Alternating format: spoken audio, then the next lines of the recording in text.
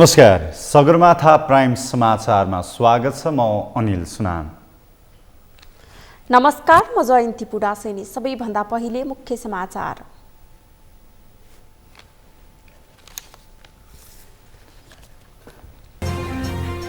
गठबन्धनका उम्मेद्वारलाई जिताउन 5 दलीय मोर्चाको संयुक्त अपिल, ठाउँ र अवस्था अनुसार तालमेल गर्न शीर्ष नेताहरूबीच सहमति।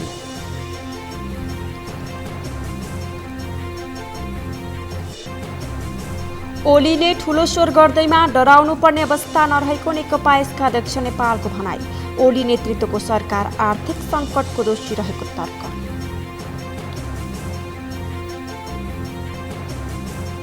आचार संहिता उल्लङ्घन गरेको भन्दै चित्तबुझ्दो जवाफ दिन नेकपा यसलाई निर्वाचन आयोगको 3 दिने अल्टिमेटम, खर्चबारे आयोगको अङ्कुश।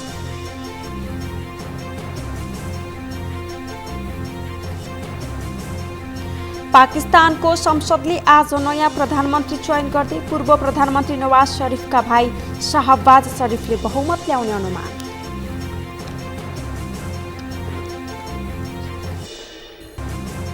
र एएफसी फुटसल एसियन कप छनौटमा नेपाललाई लगातार दोस्रो क्षति, ताजिकिस्तानसँग 11 गोल अन्तरले पराजय।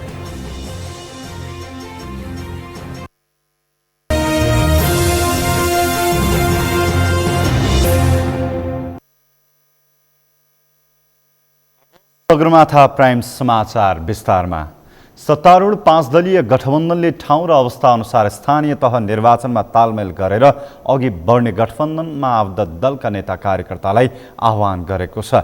प्रधानमन्त्री एवं नेपाली काङ्ग्रेसका सभापति शेरबहादुर देउवाको अध्यक्षतामा आज बसेको सत्तारूढ 5 दलीय गठबन्धनको बैठकले एक अपिल जारी गर्दै देशैभर ठाउँ र अवस्था अनुसार चुनावी तालमेल मिलाएर चुनावमा आपसी सहकार्य र परस्पर सहयोगको भावनाले अघि बढ्न 5 दलको सबै नेता कार्यकर्तालाई आह्वान गरेको हो।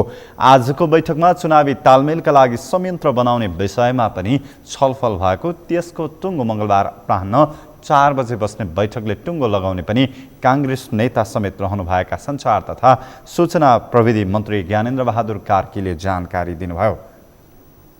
निर्वाचनलाई कसरी सफलतापूर्वक सम्पन्न गर्ने र स्थानीय निर्वाचनमा 5 दलको गठबन्धनद्वारा समर्थित उम्मेदवारहरूलाई कसरी विजय गराउने, यिनै बारेमा बृहत रूपमा छलफल भएको छ। र फेरि यो बैठक भोलि 4 बजे फेरि यो बैठक डाकिएको छ र त्यो बैठकपछि हामी मेकानिजमको बारेमा कस्तो किसिमको मेकानिजम अपनाउने त्यसको बारेमा म फेरि तपाईँहरूलाई अवगत गराउनेछु। 5 दलीय गठबन्धनले आफ्नो उम्मेदवारहरूलाई अमूल्य मत दिई विजयी गराउन पनि आम जनसमुदायलाई आग्रह गरेको छ।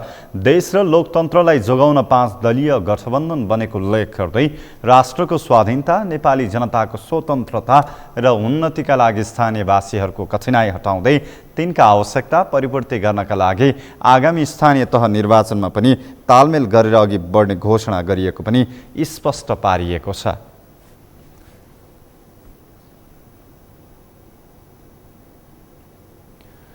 नेकपा एकीकृत समाजवादीका अध्यक्ष माधव कुमार नेपालले नेकपा एमालेको अध्यक्ष केपी शर्मा ओलीले ठूलो स्वर निकाल्दैमा डराउनु पर्ने अवस्था नरहेको बताउनु भएको छ।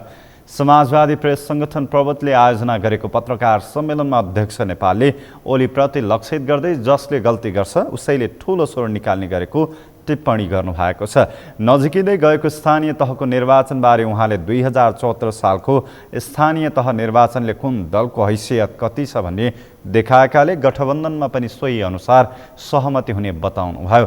एमालेबाट विभाजित भई बनेको एकीकृत समाजवादीको अवस्था के छ भन्नेबारे बाहिर थाहा नभए पनि आगामी निर्वाचनले त्यसको पुष्टि गर्ने उहाँको भनाइ छ।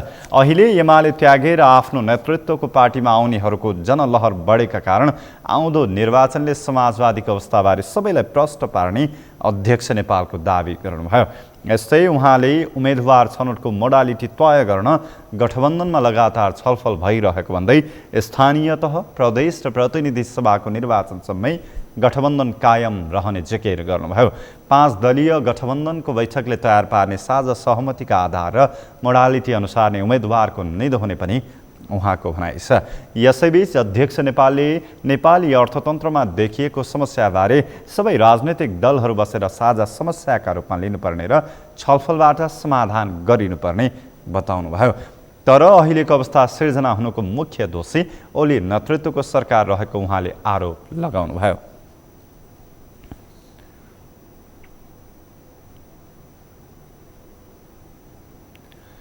गृहमन्त्री बालकृष्ण खाँडले बेरोजी फर्स्यौटमा उत्कृष्टता हासिल हुने गरी मेहनत गर्न नेपाल सरकारका सबै निकायलाई आह्वान गर्नुभएको छ।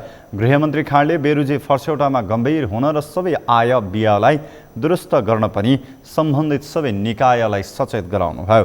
सशस्त्र प्रहरी बल नेपालका महानिरीक्षक शैलेन्द्र खनालको विदाईमा सोमबार गृह मन्त्रालयमा आयोजित एक कार्यक्रममा बोल्दै उहाँले पुँजीगत खर्च गर्न नसकेर बजेट नै फ्रिज हुने अवस्था आउन नदिन पनि सबै सरकारी निकायलाई आग्रह गर्नुभयो। उहाँले पुँजीगत खर्चको व्यवस्थापन गर्दै जनतालाई प्रतिफल दिने गरी विकास निर्माणको काममा तीव्रता दिन जरुरी रहेको पनि बताउनुभयो। विभागहरूलाई पनि बेरोजी फर्स्यौटमा गम्भीर हुन, बजेटलाई नियमसङ्गत रूपमा खर्च गर्न र हरिसाब दुरुस्त राख्न र बेरोजी फर्स्यौटमा उत्कृष्ट प्रदान गर्नका लागि पनि मेहनत गर्नुहोस् भन्ने पनि म उहाँहरूलाई पनि आह्वान गर्न चाहन्छु। किनकि हामी कहाँ बजेट बनाउँदाखेरि पहिला अब त्यो घाटाको बजेट बनाएरै हुन्छौँ। चालु खर्च चाहिँ नि बढेर जान्छ, पुँजीगत खर्च चाहिँ नि हामीले गर्न सक्दैनौँ। अब झन् त्यसमाथि बेरोजगार आएर अर्को वर्ष त्यसमा चाहिँ निरन्तरताको लागि पनि कठिनाइहरू आउँछ। त्यस कारणले पुँजीगत खर्चको तर्फ पनि हामीहरू जिम्मेवार हुनु जरुरी छ।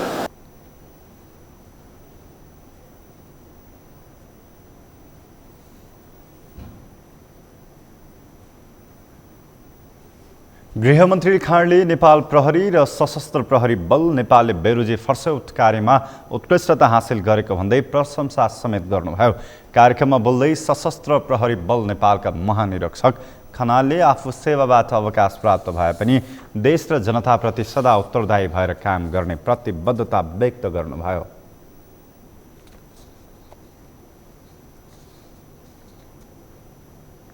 राष्ट्र र जनताप्रति आफ्नो कर्तव्यहरू जुन अहिले म यो काम गर्दाको बखतमा एउटा सिपाहीको रूपमा जसरी मैले काम गर्दा आफूलाई समर्पित गरेको छु, भोलिका दिनमा पनि राष्ट्र र जनताप्रति नै उत्तरदायी रहेर आफूलाई समर्पित गर्ने प्रतिबद्धताका साथ मलाई यो जुन न्यानो माया स्नेह मान्य गृहमन्त्रीबाट भयो, जुन अभिभावकत्व मैले प्राप्त गरेँ, जुन संरक्षण मैले प्राप्त गरेँ।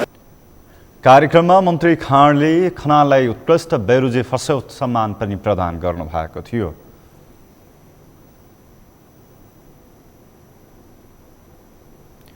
बागमती प्रदेशका मुख्यमन्त्री राजेन्द्र प्रसाद पाण्डेले विज्ञान प्रविधिका क्षेत्रमा अध्ययन अनुसन्धान र अध्यापनका लागि प्रदेशले उच्च शैक्षिक संस्थाहरू निर्माण गर्ने बताउनु भएको छ।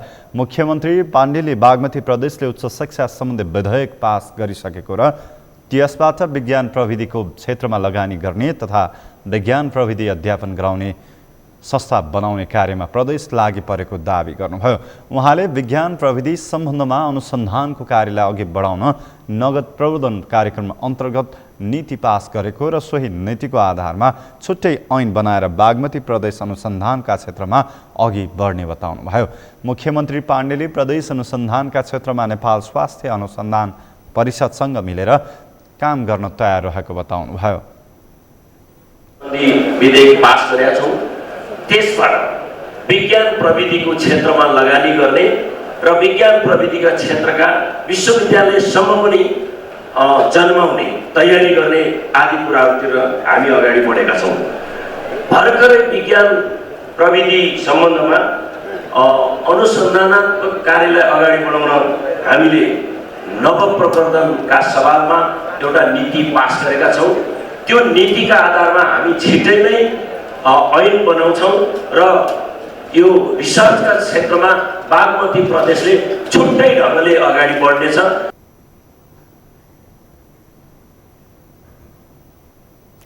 कार्यक्रममा स्वास्थ्य राज्यमन्त्री भवानी प्रसाद खापुङले स्वास्थ्य क्षेत्रलाई सबल सुदृढ एवं प्रभावकारी बनाउन आवश्यक ठोस तथा अनुसन्धानका कार्यहरूलाई निरन्तर अघि बढाउँदै लैजान आवश्यक रहेको बताउनुभयो। क्षेत्रलाई नेपालमा एउटा सहज, सर्वसुलभ र एकदम दूरदराजका चाहिँ पहुँचविहीन जनताले पनि प्राप्त गर्ने गरीको व्यवस्था गर्ने कुरामा यहाँको भूमिका सबैभन्दा महत्त्वपूर्ण हुनेछ भन्ने कुरा म यहाँ दोहोऱ्याउँदै फेरि पनि यहाँका सुझाव सल्लाह र स्वास्थ्य क्षेत्रलाई सर्वसुलभ र सहज बनाउनको लागि मन्त्रालय निरन्तर लागिरहनेछ, यहाँको साथमा छ भन्ने कुरा पनि म राख्न चाहन्छु। राज्यमन्त्री खापुङले नेपालको अहिलेको राजनैतिक अस्थिर नरहेको भन्दै स्वास्थ्य क्षेत्रमा भने स्थिरता कायम गर्नुपर्ने बताउनुभयो।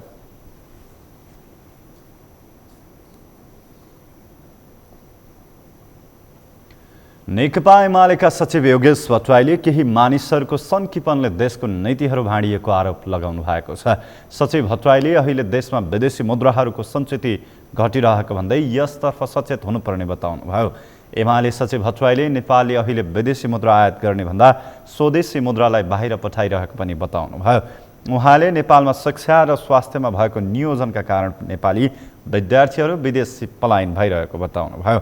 सचिव भट्टराईले जनशक्ति उत्पादन दिने कुरामा ध्यान दिँदै जनसङ्ख्या र जनशक्ति उत्पादन गर्ने कुरालाई सन्तुलित बनाउन आवश्यक रहेको बताउनुभयो।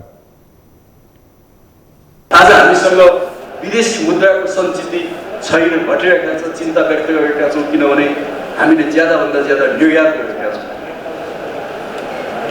त्यो मात्रै होइन, आज शिक्षा, स्वास्थ्य शिक्षामा भएको नियोजन, स्वास्थ्य शिक्षा खास गरी नर्सिङ र अरू कतिपय शिक्षाको नियोजन, हाम्रा कति विद्यार्थीहरू विदेशमा पलायन गरेका छन् पढ्नको लागि, त्यसले हाम्रो विदेशी मुद्रा कति लगिरहेका छ देशबाट, के हामीले यसको कुनै आङ्कलन गरेका छौँ? हामीलाई कति जनसङ्ख्यामा कति जनशक्ति चाहिन्छ त्यसको एउटा टेन्टेटिभ खाका छ, तर त्यो जनशक्ति उत्पादन गर्ने कुरामा त्यसमा हामीले कति ध्यान दिएका छौँ? सचिव भट्टराईले कुनै पनि उमेर समूहका मानिसहरूलाई स्वास्थ्यको आधारभूत सेवाबाट वञ्चित गर्न नहुने पनि बताउनुभयो।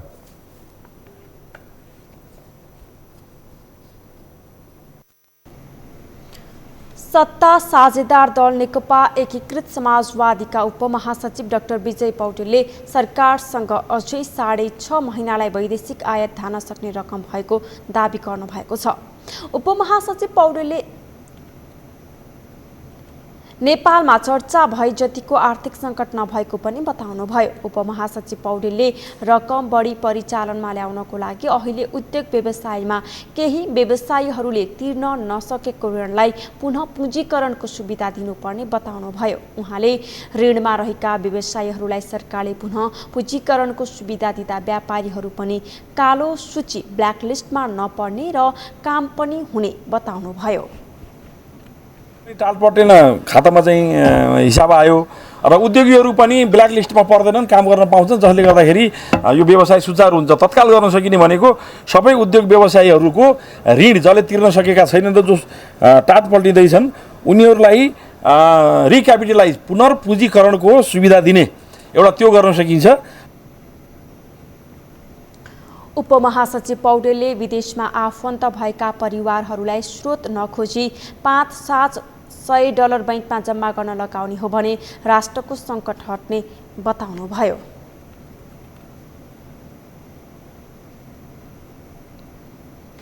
राप्रपाले आजदेखि स्थानीय तहको निर्वाचन लक्षित देशव्यापी रूपमा जनताको माझमा राप्रपा र घर दैलो अभियानको औपचारिक सुरुवात गर्ने भएको छ। हरेक जिल्लाका सदरमुकाममा गरिने अभियानको शुभारम्भ गर्दा साना ठुला आमसभा कोणसभा गरिने प्रवक्ता एवं प्रचार विभाग प्रमुख मोहन श्रेष्ठले बताउनुभयो। राप्रपाले स्थानीय तहको निर्वाचन केन्द्रित कार्यक्रम सञ्चालन गर्दा जनजागरणका लागि आफ्नो टोलमा पुगौं भन्ने नारा तय गरेको छ। राप्रपाले निर्वाचन केन्द्रित कार्यक्रम सञ्चालन गर्न जिल्ला कार्य समितिको बैठक गराउन जिल्लाको संगठनात्मक अवस्था, उम्मेद्वार छनौट एवं विभिन्न अभियान सञ्चालनका लागि केन्द्रीय प्रतिनिधि समेत खटाएको छ। पार्टीको केन्द्रीय पदाधिकारी र सदस्यहरूमध्ये विक्रम पाण्डे झापा, राजेन्द्र गुरुङ उदयपुर, राम थापा मोरङ खटिएका छन्। राप्रपाले निर्वाचन स्थानीय तहको निर्वाचनका उम्मेद्वार छनौटका लागि सम्बन्धित तहमा ताकेता पनि गरिरहेको छ। उम्मेद्वार छनौट गर्दा सम्बन्धित तहमा लोकप्रिय, उच्च नैतिक चरित्र भएको, सामाजिक क्षेत्रमा क्रियाशील, विकास निर्माण र रचनात्मक कार्यमा सक्रिय रहेको, विगतका निर्वाचनमा पार्टी र पार्टीका उम्मेद्वारका पक्षमा सक्रियतापूर्वक कार्य गरेको, पार्टीद्वारा सञ्चालन गरिएका विभिन्न कार्यक्रम, अभियान र आन्दोलन लगायतका गतिविधिमा सक्रिय भूमिका निर्वाह गरेको, प्रचलित कानुनले उम्मेद्वार हुन योग्य भएको र सुशासनमा प्रतिबद्धता हुनुपर्ने मापदण्ड तय गरेको छ।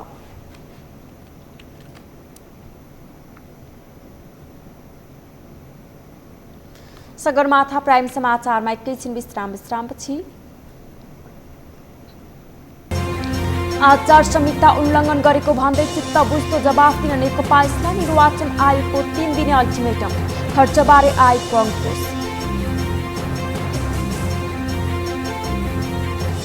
पाकिस्तानको संसदले आज नयाँ प्रधानमन्त्री चयन गर्दै पूर्व प्रधानमन्त्री नवाज शरीफका भाइ शाहबाज शरीफले बहुमत ल्याउने अनुमान।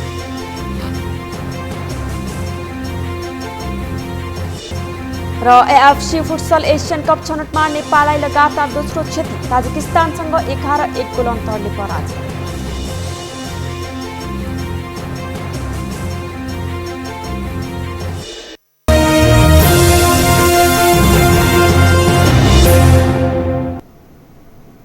विश्रामपछि सगरमाथा प्राइम समाचारमा पुनः स्वागत छ। अब बाँकी समाचार। निर्वाचन आयोगले निर्वाचन आचार संहिता उल्लङ्घन गरेको भन्ने उजुरी आएको भन्दै 3 दिनभित्र चित्तबुझ्दो जवाफ दिन नेकपा एकीकृत समाजवादीलाई निर्देशन दिएको छ। आज आयोजित नियमित पत्रकार भेटघाट कार्यक्रममा आयोगले गत चैत 26 गते काठमाडौँमा आयोजित पार्टीको आम सभामा निर्वाचन आचार संहिता उल्लङ्घन गरेको भन्ने उजुरी आएको उल्लेख गर्दै आधार प्रमाणसहित 3 दिनभित्र चित्त बुझ्दो जवाफ दिन नेकपा एकीकृत समाजवादीलाई निर्देशन दिएको हो। आम सञ्चार माध्यम र विभिन्न सामाजिक सञ्जालहरूमा पनि सो जानकारी आएपछि चित्त बुझ्दो जवाफ दिन सो पार्टीलाई निर्देशन गरिएको आयोगका प्रवक्ता शालिग्राम शर्मा पौडेलले जानकारी दिनुभयो।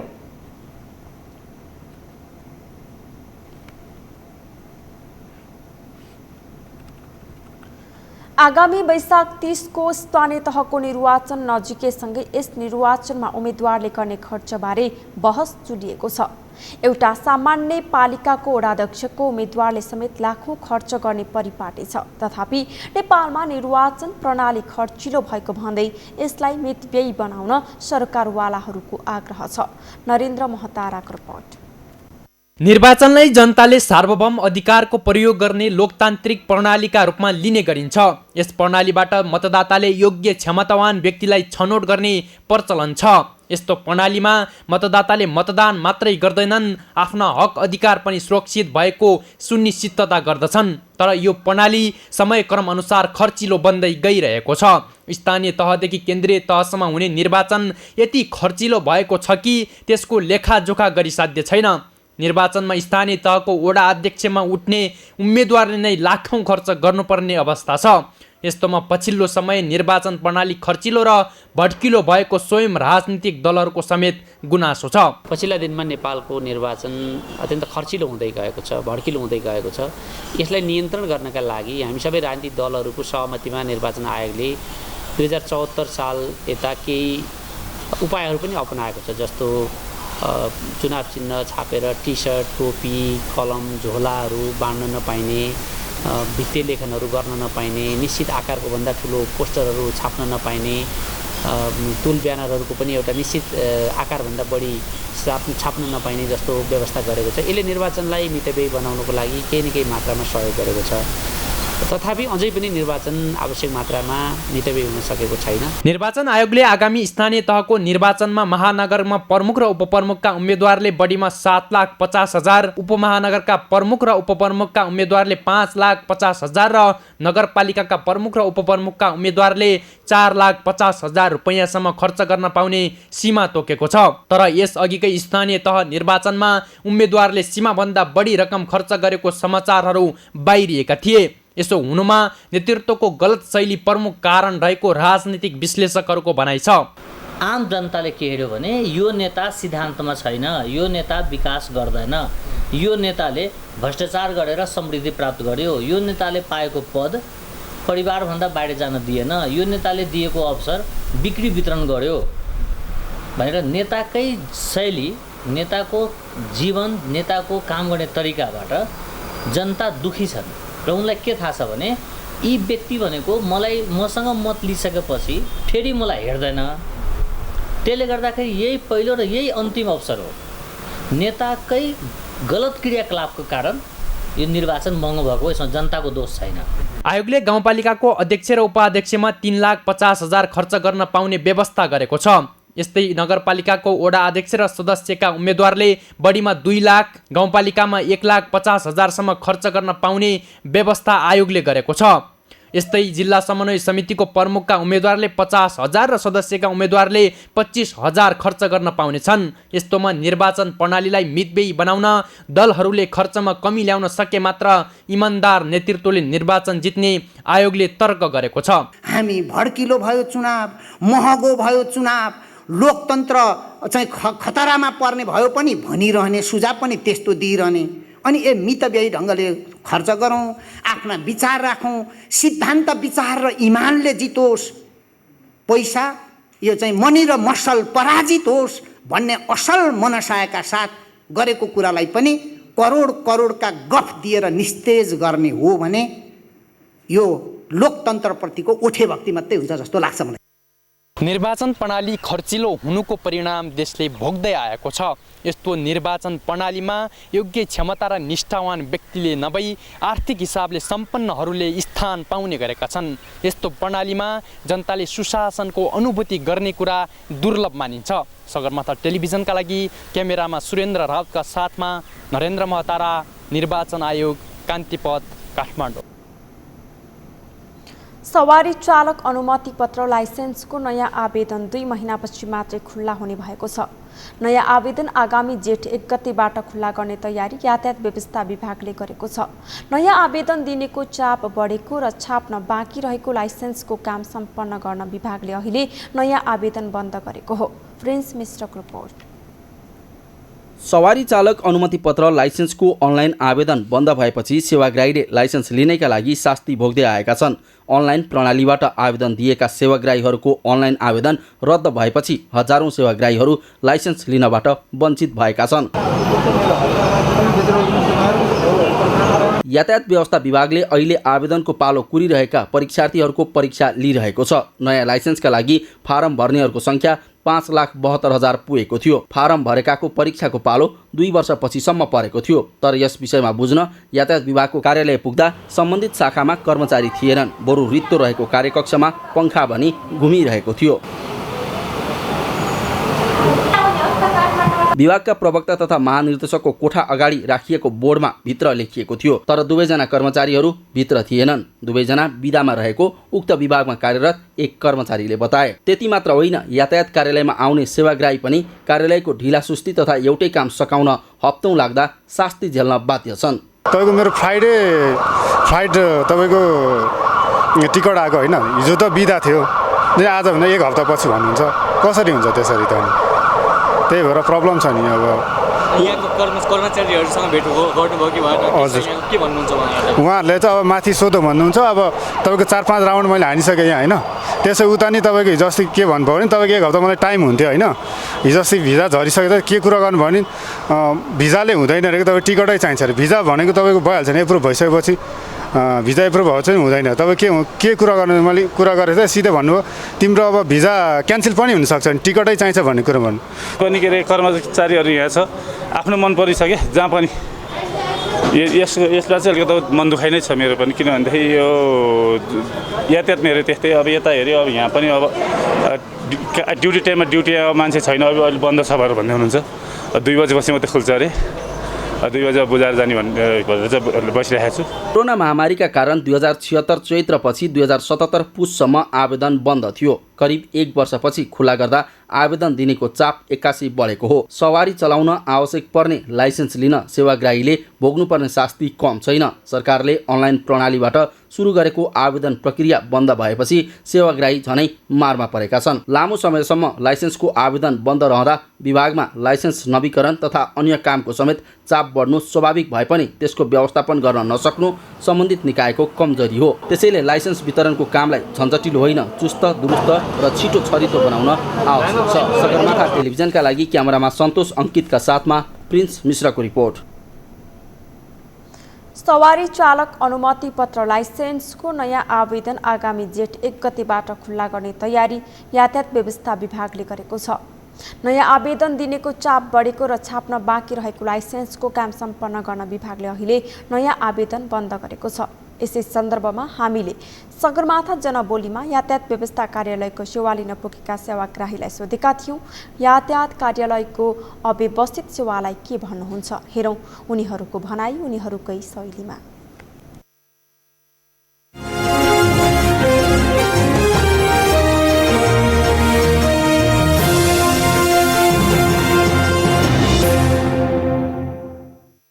यो पेपर लाइसेन्स पनि अरू ठाउँ पनि रिन्यू हुने भएको भए म यस्तो दुःख पाउने थिइनँ होला, र पनि यस्तो यस्तो अवस्थाहरू भइरहेछ। यहाँ आएर पनि धेरै समस्या छ। म आएको लगभग 5 स्तरबाट आएको 1 हप्ता 2 हप्ता समथिङ भइसक्यो। हुन्छ बाहिरको प्रोसेसको लागि चाहिँ अब इमिडिएटली हुन्छ भन्ने खालको कुरा भएर चाहिँ यहाँ आएर बसिया हो। दुःख पाउनु जति पाउनु सेवाग्राहीहरूले दुःख पाएकै छ। जे भने यो व्यवस्था चाहिँ अलिकति के अरे आफ्नो यहाँ जति पनि कर्मचारीहरू छ उनीहरूले चाहिँ नियमपूर्वक चाहिँ आफ्नो कर्तव्य पुरा गरेर चाहिँ आफ्नो टाइम अनुसारले काम गरिदिनु भन्थ्यो। यदि दुःख पाउँदैन थियो होला पक्कै पनि। यहाँ जुन सेवाग्राहीहरू बाहिर बसेर यस्तो घाममा तर्केर बस्नुभएको छ, एउटा लाइसेन्स लिनको लागि अब विदेश जान भनेर मेरो बाबुको टिकट पर्सि छ, भोलि साढी पर्सि छ, तर यहाँ मैले बुझ्दाखेरि 1 हप्ताभन्दा बढी लाग्छ भन्ने कुरा जुन आइरहेको छ होइन। अब त्यसलाई चाहिँ सरकारले जति सक्दो छिटो चाहिँ यो विदेश जानको लागि र इमर्जेन्सीको लागि चाहिँ अलि सहज तरिकाले गरिदियो हुन्थ्यो भन्ने धारणा छ। लाइसेन्स जब ट्रायल दिएर आइसके पछाडि तपाईँको 1 वर्ष 1.5 वर्ष कुर्नुपर्ने भयो। अहिले मेरो साथी चाहिँ वैदेशिक रोजगारको सिलसिलामा म आफै पनि जाँदैछु, साथीको यहाँ लाइसेन्स लिन आएको हामी 14 महिना भइसक्यो, लाइसेन्स आएको छैन। वीरगञ्जबाट चाहिँ जानु काठमाडौँ भनेर पठाउनु भएको, काठमाडौँ पनि आउँदाखेरि उता यातायात भवन भक्तपुर यातायात भवनबाट आएको, त्यहाँ नि भएन। अब यहाँ सरहरू के गर्नुहुन्छ अब अहिले हेरौँ। अब एउटा स्मार्ट कार्ड मात्र एउटा जब कि यत्रो अब सङ्घर्ष गर्दा दुःख सङ्घर्ष गर्दै पनि अब यत्रो हुन्छ नि मिहिनेत गरेर पनि एउटा लाइसेन्स पाउनको लागि यत्रो धेरै दुःख गर्नुपर्छ। 1 वर्ष 2 वर्षको कष्ट झेल्नु परेको हुन्छ हामीले पनि, हामीलाई धेरै मारमा छ भनौँ न।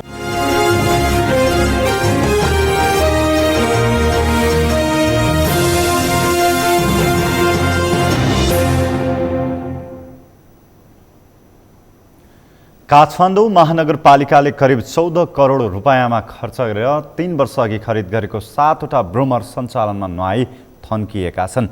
काठमाडौँका सडक सफाई गर्ने ब्रोमरको सहयोग उपयोगी हुने भन्दै तामझामका साथ खरिद गरिएको ब्रोमर अहिले उपयोग नभई थन्किएका हुन्। यसले सडकको सरसफाई समेत प्रभावित बनेको छ। मेनुका लम्सालको रिपोर्ट। 3 वर्ष अघि लगभग 14 करोड रुपैयाँ खर्चेर काठमाडौँ महानगरपालिकाले 7वटा ब्रुमर खरिद गर्यो। ठूलो तामझाम गरेर करोडौं खर्चेर भित्राइएका ती ब्रुमर अहिले भने राष्ट्रिय सभागृह अगाडि थन्काएर राखिएको छ। ब्रुमर खरिद गर्दै गर्दा महानगरले काठमाडौँका सडक यसैले सफा र चिटिक्क पार्ने बखान गरेको थियो। तर करोडौं खर्चेर उपत्यकाको सडक सफा बनाउने भन्दै ठूलो तामझामका साथ खरिद गरिएका ब्रुमर आजकल बिहान बेलुका सडकमा फ्याट्ट फुट्ट देखिन्छ। बाँकी अधिकांश थन्काएर राखिएको छ। यसरी ब्रुमर थन्किँदा महानगरका सडक सफा भएका छैनन्, साथै सडक प्रयोगकर्तालाई समेत समस्या हुने गरेको छ। तर काठमाडौँ महानगरपालिकाले भने सबै ब्रुमर नथन्किएको भन्दै केही प्रयोग भइरहेको जनाएको छ। महानगरका अनुसार ब्रुमरको सम्झौतासँगै आएका ब्रुमर चालकको कार्य समय सकिएका कारण ती ब्रुमर थन्किएका हुन्। समस्या के हो भन्दाखेरि मैले भने 3 वर्ष हाम्रो एग्रिमेन्ट सक्यो। अब एग्रिमेन्ट सकि साथसाथै त्यो चाहिँ चालकको पनि कम्पनीले बिहोर्नु हुँदैन। 3 वर्ष बिहोर्ने हो, 3 वर्षपछि अब उहाँहरूले बिहोर्नु हुँदैन। त्यसकारण चाहिँ अब महानगरपालिकाले त्यो चाहिँ जुन चाहिँ चालकहरूलाई चाहिँ पुनः चाहिँ अब कन्टिन्यू गर्नुको लागि त्यो प्रक्रिया चाहिँ छ, हाम्रो प्रक्रिया अगाडि बढिरहेको छ हैन। अब जहाँसम्म लाग्छ अब 3 वर्ष उनीहरूले सहयोग गरिसकेपछि अब हामीले चाहिँ उहाँहरूलाई नै चालकको रूपमा प्रयोग गर्न सक्यो भने राम्रो भन्ने कुरा पनि आएको कारणले अब त्यो प्रक्रियामा छ हैन। त्यसकारण अब मैले भनेको बुमर चाहिँ थन्किएको चाहिँ होइन हैन। त्यो प्रक्रिया चाहिँ मिलाउनको लागि केही समय लागेको र यद्यपि अहिले पनि 3-4वटा चाहिँ चलिरहेछ। त्यो चाहिँ साँझतिर चाहिँ चल्छ, दिउँसो त चल्दैन। अहिले महानगरसँग 7वटा बाहेक चीन सरकारले दिएको 2वटा र 2071 सालको सार्क सम्मेलनमा खरिद गरिएको सानो आकारको एउटा गरी 10वटा ब्रुमर रहेको छ, जसका लागि लगभग दोब्बर संख्यामा चालक परिचालन गर्नुपर्ने भएकाले यो प्रक्रियामा रहेको महानगरले जनाएको छ। नयाँ चालकलाई सञ्चालन गर्न दिने कि पुराना चालकलाई नै राख्ने भन्ने कुरामा समेत अन्यल भएको हुँदा छलफल भइरहेको र छिट्टै समाधान गरी थन्किएका ब्रुमर चलाउने महानगरको दाबी छ। सकभर चाहिँ अब त्यो छलफलको क्रममा छ। पुरानो नैलाई नै राख्न पायो भने उनीहरूको सबै बाटाघाटा सबै हैन चिनिसकेका छन्। त्यो बाटोसँग र त्यो बुमर मैत्री भइसकेका छन् चालकको हैन। बाटोसँग पनि सम्बन्धित भइसकेका छन्, बुमरसँग पनि उनीहरू पर्फेक्ट भइसकेका छन् हैन। त्यसकारण चाहिँ अब त्यो प्रक्रियामा छ। प्रक्रियामा जाँदाखेरि अब सकभर त्यही चालक पनि दोहोरिन्छन् अथवा नयाँ पनि आउँछ। यसरी करोडौं खर्चेर उपत्यकाको सडक चिटिक्क हुन्छ भनेर ठूलो तामझामका साथ भित्राइएको ब्रुमर अहिले प्रयोगविहीन अवस्थामा छ। केही ब्रुमर फ्याट्टफुट्ट बिहान बेलुका केही घण्टा देखिन्छन्, तर त्यसले उपत्यकाको सफाई भने सम्भव छैन। तसर्थ तत्काल जनशक्ति थपेर भए पनि थन्किएका ब्रुमर प्रयोगमा ल्याउन आवश्यक छ। सगरमाथा टेलिभिजनका लागि क्यामेरामा केशव तिमल सिन्हाका साथमा मेनुका लम्सालको रिपोर्ट। आरोही लाक्पा शेर्पाले 10औं पटक सगरमाथाको आरोहण गर्नुहुने भएको छ। आज काठमाडौँमा नेपाल पर्वतारोही सङ्घले नेपालको झण्डा हस्तान्तरण गर्दै सगरमाथा आरोहणका लागि बिदाई गरेको हो। कार्यक्रममा आरोही लाक्पाले अबको सगरमाथा आरोहणले नेपाली महिलाहरू कुनै पनि कामका लागि पछि हट्दैनन् र जुन कुनै पनि काम गर्न सक्छन् भन्ने प्रेरणा दिने बताउनुभयो। 10औं पटक हिमाल आरोहण गरेपछि नेपाल र विदेशमा पनि नेपालको मान सम्मान र प्रतिष्ठा पुग्ने विश्वास रहेको बताउनुभयो। उहाँले हिमालमा रहेको फोहोरहरू कम गरी स्वच्छ हिमाल बनाउने काममा आरोहीहरूले पनि भूमिका खेल्न आवश्यक रहेको बताउनुभयो। Excited, all the media is coming here. Respect me, that is very important in all our Nepal and culture. In my documentary, American people can see it. Yes, because I love the mountain. I go up in the mountains. Mountains is my passion, and I love so much mountain. And we are Nepali women. We work very hard. We can do anything. And I also very respect, men and women learn each other jobs. That is we learn, long time ago, only women can stay wife and take care of the children, never do outdoor. सङ्खुवा सभाको मकालुकी लाक्पाले पहिलो पटक सगरमाथाको सफल आरोहण 2000 सालमा गर्नुभएको थियो। उहाँले अहिलेसम्म दक्षिण र उत्तर दिशाबाट सगरमाथाको आरोहण गर्नुभएको छ। लाक्पाले अहिलेसम्म 1 पटक नेपाल तर्फको बाटोबाट र 8 पटक चीन तर्फको बाटोबाट सगरमाथा आरोहण गर्नुभएको छ।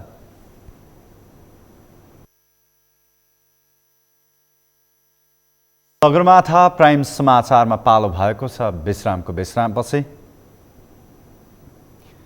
पाकिस्तानको संसदले आज नयाँ प्रधानमन्त्री चयन गर्दै पूर्व प्रधानमन्त्री नवाज शरीफका भाइ शाहबाज शरीफले बहुमत ल्याउने अनुमान।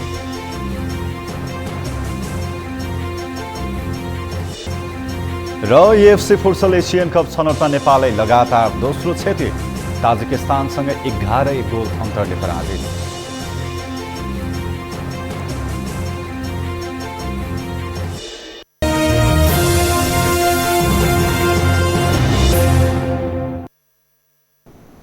अब पालो अर्थ समाचारको।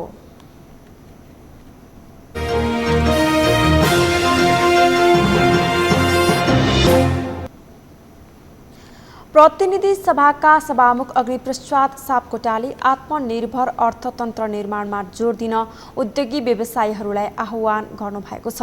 यस्तै उद्योगी व्यवसायीले भने श्रीलङ्काको बाटोमा नेपाल रहेको तर तत्काल आत्तिनुपर्ने अवस्था नरहेको तर्क गरेका छन्।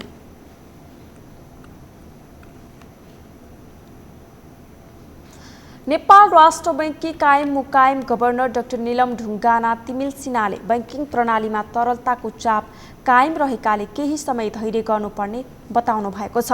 आज काठमाडौँमा भएको तेस्रो राष्ट्रिय लघु वित्त सदस्य सम्मेलनमा उहाँले लघु वित्त तथा समग्र बैंकिङ क्षेत्र नै तरलताको चापबाट गुज्रिरहेकाले सबैले केही समय धैर्य गर्नुपर्ने बताउनु भएको हो। कायम मुकायम गभर्नर ढुङ्गानाले बैंकिङ क्षेत्र मात्रै नभएर लघु वित्तमा समेत तरलता र ब्याज दरको समस्या रहेको बताउनुभयो। तरलता तथा ब्याज दरमा आएको उतार चढावका कारण समग्र अर्थतन्त्र र जनताले पीडा भोग्नु परेको उहाँले दाबी गर्नुभयो।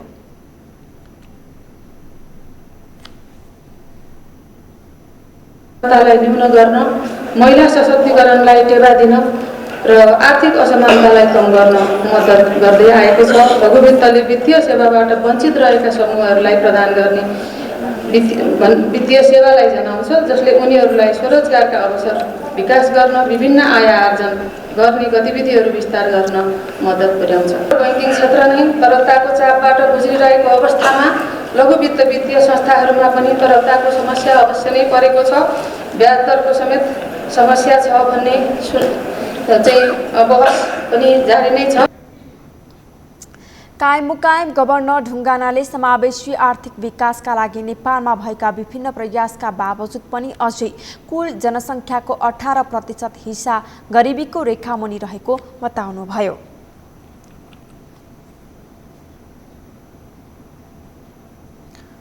नेपाल स्टक एक्सचेन्ज नेप्सेमा साताको कारोबारको दोस्रो दिन आज सोमबार दोहोरो अङ्कले घटेको छ। आज नेप्से 44.64 अङ्कले घटेर 2419.71 बिन्दुमा रोकिएको हो।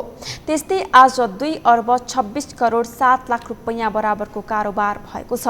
आज कारोबार भएका 17 कम्पनीको सेयर मूल्य बढेको छ भने 176 कम्पनीको सेयर मूल्य घटेको छ।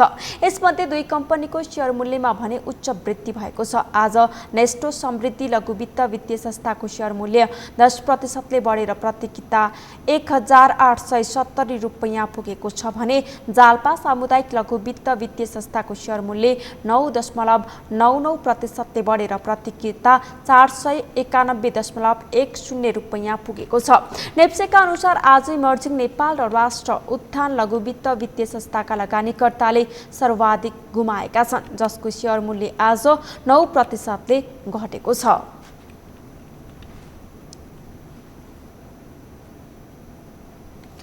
यो सँगै हामी सगरमाथा प्राइम समाचारको अन्त्यमा छौं। अन्त्यमा मुख्य समाचार फेरि एकपटक। गठबन्धनका उम्मेदवारलाई जिताउन 5 दलीय मोर्चाको संयुक्त अपिल, ठाउँ र अवस्था अनुसार तालमेल गर्ने शीर्ष नेताहरूबीच सहमति।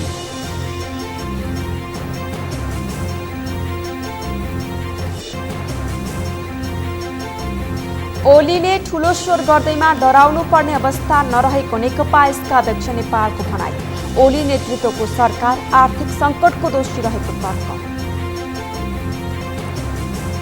आचार संहिता उल्लङ्घन गरेको भन्दै चित्तबुझ्दो जवाफ दिन नेकपा यसलाई निर्वाचन आयोगको 3 दिने अल्टिमेटम, खर्चबारे आयोगको अंकुश।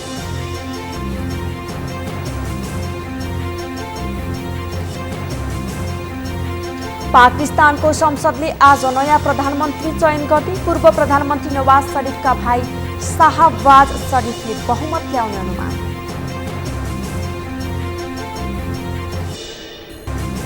र एएफसी फुटसल एसियन कप छनौटमा नेपाललाई लगातार दोस्रो क्षति, ताजिकिस्तानसँग 11 गोल अन्तरले पराजित।